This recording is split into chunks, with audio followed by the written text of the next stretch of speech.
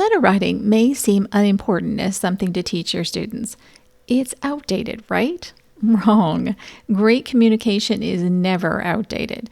Whether you're writing an email or a physical letter, the properties are similar and important. How often do you receive letters or emails that have no greeting, no closing, and honestly, no finesse, and possibly no point? This is especially true with email. With Valentine's Day around the corner, I love teaching letter writing. Communicating well is never a waste of time, and a well-formed letter or email can have a big impact and get results.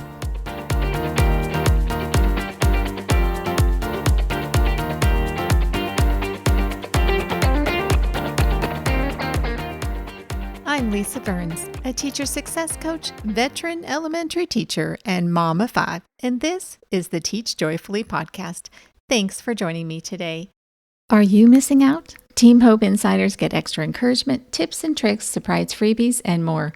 Become a H.O.P.E Insider today and get access to all kinds of freebies at www.hopeineducation.com/vault. So how do I teach letter writing? Well, I love to teach letter writing by bringing in some junk mail, some simple letters I've received, even notes that I've received from friends and family over the years that I've saved to share with students. Now, I know this might seem obvious, but I spent some time talking about what letters are and how we receive them, both paper letters and through email. Have your students ever received a letter or a card in the mail, a physical letter? I'll bet they have received birthday cards and other kinds of things in the mail.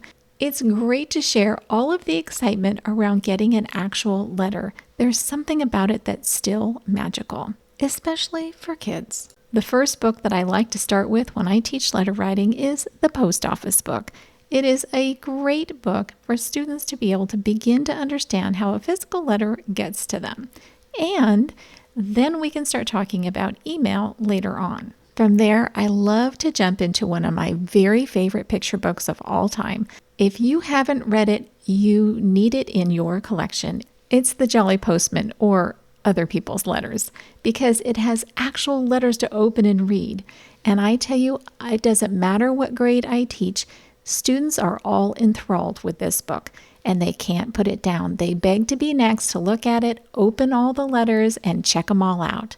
The great thing about the Jolly Postman is there's all kinds of letters and cards included, including junk mail. It's a lot of fun. With great examples for all types of letters, what's not to like?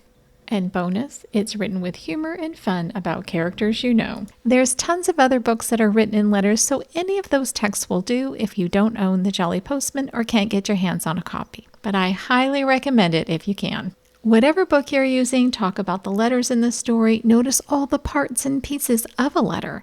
Talk about each piece and part. And then I share a letter frame and talk about each piece again. From there, I think it's fun to write an open letter to my class or an open letter to my dog. My students have always loved to help me with that one. You can continue to read mentor texts and discuss and model for a few days, while students also try writing letters on their own or with a partner. It's fun for students to be able to write letters to each other as different characters. Each of them can take a character in the same book or different books and write back and forth. I call this Storybook Pen Pals. You can even write postcards. I love String Bean's Trip to the Shining Sea. It is an older book and it's hard to get a copy, but if you can grab a copy, oh my goodness, it is so worth it. I do know that there is a read aloud on YouTube of this book as well. So if you can't get a copy, you can actually see the book and listen to it. You just don't have the fun of actually being able to handle some of the postcards that are in the book. I'll try to link that in the show notes for you. So other ideas for writing letters: write a letter or an email to a character giving them advice. Write a letter to an author, mention the book that you read, tell them what you liked about it, ask them what they're working on now. A great author to write to is Jan Brett. You will get something in the mail. It might not be a personal letter, but I promise you will get something back. You can write a letter to a friend. You can write a thank you letter to a teacher, parent, or a principal. You can write a postcard from one character to another. You can write an invitation to a favorite character for a party or an event. You can write a letter of apology from one character to another. Have Goldilocks write an apology letter. How fun would that be? This requires knowledge of not only the story, but also some knowledge about who the character is and what kind of tone they might use and the kinds of things they might say. And if you want to cross over into other subjects, you can write a letter to a famous person in history, an inventor, a scientist. Ask questions about their life. Tell them what it is that you think they did right, and you could even scold them for things you think they did wrong and tell them what they should have done instead. You can even write a letter in a diary. Tell about your day and your thoughts about the events. The Diary of a Worm is a great mentor text for this. And this is just the tip of the iceberg of all the ways that your students can practice letter writing. But letter writing should be so much fun. I also have a template for a pop-up Valentine's Day card that your students can create and then write their letter on that. I'll link that in the show notes as well. I can't wait to see what your students do with it. There's tons and tons of ways to write letters. This is simply just the tip of the iceberg on all the ways that you could write letters or emails. Be creative. Have fun with it. It should be fun.